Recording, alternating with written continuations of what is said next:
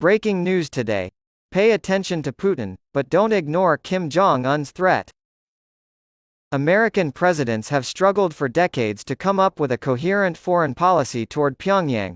The brutal invasion of Ukraine by Russian President Vladimir Putin has now lasted for 14 months. It has also produced a significant side effect that was not intended. It's caused everyone to forget about Kim Jong-un and North Korea. The war between Russian and Ukrainian troops in eastern Ukraine's Donbass region, which has drawn comparisons to the trench warfare of World War I, has rightfully occupied Western powers' attention. While this was going on, however, the communist regime in North Korea was busy improving the quality and quantity of its nuclear weapons.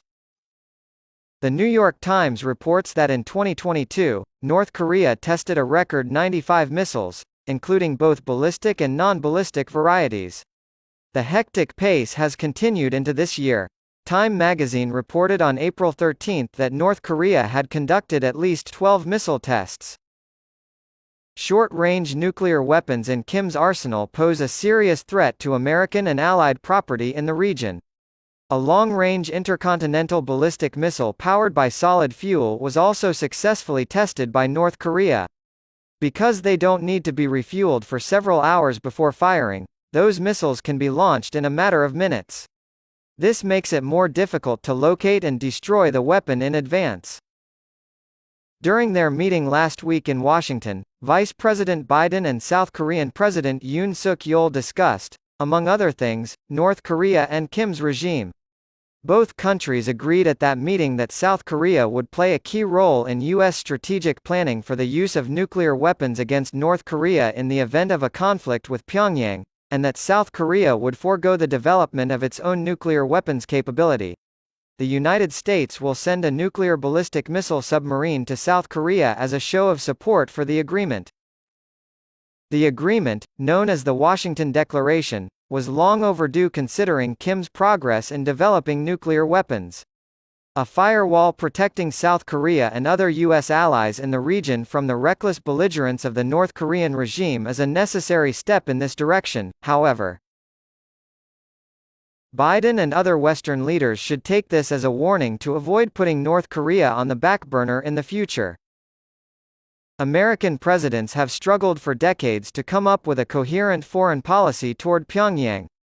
Both Bill Clinton and George W. Bush tried to negotiate with North Korea in an effort to dissuade it from developing nuclear weapons, but their efforts were unsuccessful.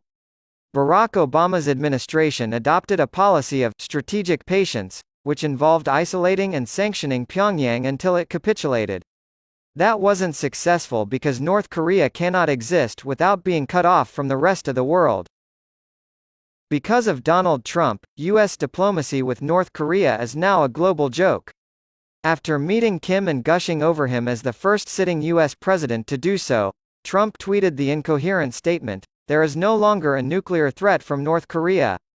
2 more summits followed, but that didn't stop North Korea from conducting nuclear tests and increasing its missile capacity in the meantime. Neither has Biden been successful.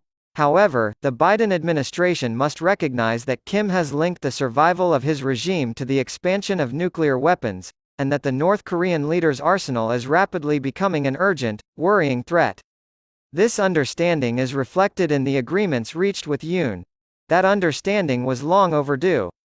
Upon leaving his position as Trump's national security advisor, John Bolton told NPR that any policy aimed at convincing Pyongyang to abandon its nuclear program was nothing more than wishful thinking.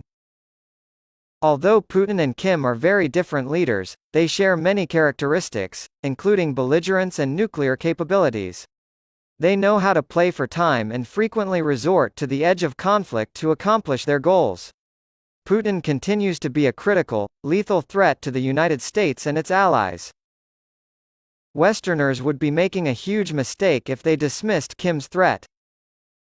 U.S. foreign policy should make Ukraine a top priority.